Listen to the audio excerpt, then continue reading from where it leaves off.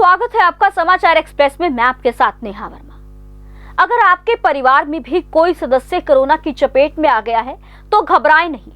आप बिना संक्रमण की चपेट में आए उस मरीज का घर पर ही ध्यान रख सकते हैं। देश भर में कोरोना का कहर जारी है। हर रोज संक्रमण के मामले रिकॉर्ड बन रहे हैं। मरीजों की बढ़ती संख्या की वजह से देश की स्वास्थ्य व्यवस्था चरमरा गई है और देश भर के अस्पतालों में बेड्स की कमी हो गई है। मरीजों और अस्पतालों के हालात को देखकर सरकार ने ये गाइडलाइन जारी की है कि हल्के लक्षण वाले मरीज घर पर ही होम क्वारंटाइन में रहकर इलाज करवाएं। ऐसे में अगर आपके परिवार में भी कोई सदस्य कोरोना के संक्रमण की चपेट में आ गया है तो घबराएं नहीं। इस बात की कोशिश करें कि संक्रमित पेशेंट की अच्छी देखभाल हो और अटेंडेंट खुद को भी सुरक्षित रख सके। तो आइए जानते हैं कि आप मरीज का किस तरह से घर पर ध्यान रख सकते हैं, वो भी बिना संक्रमित हुए।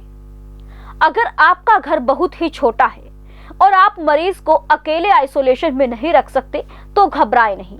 कुछ बातों को ध्यान में रखकर आप संक्रमण से बचे रह सकते हैं।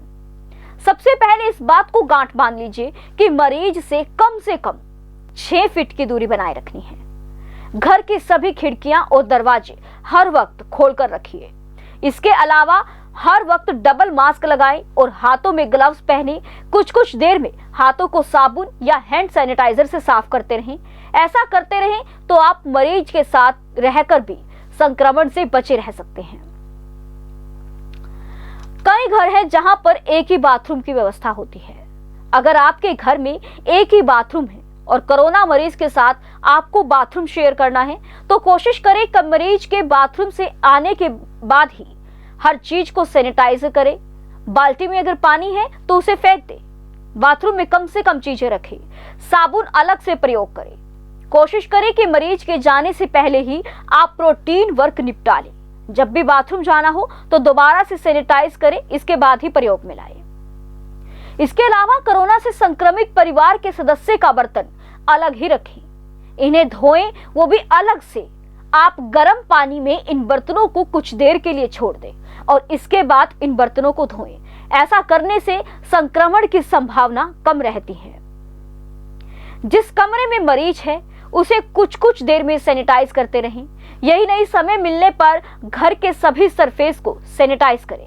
आप दिन में 3 से 4 बार सैनिटाइज करें तो बेहतर होगा। सैनिटाइज ग्लव्स पहनकर करें और सफाई के बाद हाथों को 30 सेकंड तक साबुन से अच्छी तरह से साफ करें। डाइट का भी ध्यान रखें। मरीज की इम्यूनिटी का ख्याल रखने के साथ साथ घर के अन्य सदस्यों को भी अपनी इम्यूनिटी बढ़ाए रखनी जरूरी है। आप डॉक्टर की सलाह से स्टीम काढ़ा, हल्दी वाला दूध और जरूरी दवाओं का सेवन करते रहें। भोजन में फल, सब्जियां और दूध यह जरूर शामिल करें। भोजन में आप एंटीऑक्सीडेंट भी शामिल कर सकते हैं। जहां तक हो कि आप अपने आहार में एंटीऑक्सीडेंट रिच फूड को शामिल करें। इसके लिए आप हर रोज के भोजन में प्याज, लहसुन, अदरक को शामिल करें और साथ ही पत्तेदार हरी सब्जियों को भी डाइट में शामिल करें। ये इम्यूनिटी बेहतर करने में काफी कारगर है। इसके अलावा विटामिन सी व बी और ई रिच फूड भी भोजन में जरूर शामिल करें। ये शरीर में वायरस से लड़ने में हमारे शरीर के गुड बैक्टीरिया में मदद करते हैं। इम्यूनिटी बढ़ाने में विटामिन सी रिच फूड का सेवन बहुत जरूरी है। उदाहरण के तौर पर नींबू, संतरे, इसका रोजाना प्रयोग बहुत ही जरूरी है। इसके अलावा वो भोजन जिसमें विटामिन सी के तत्व हो उन्हें जरूर अपने भोजन में शामिल करें। इससे आपकी इम्यूनिटी बढ़ेगी और आप आसानी से बीमारियों से बच सकेंगे। ऐसे ही लेटेस्ट खबरें पाने के लिए बेल आइकन को क्लिक कर हमारे चैनल को लाइक, शेयर एंड सब्सक्राइब करें। धन्यवाद।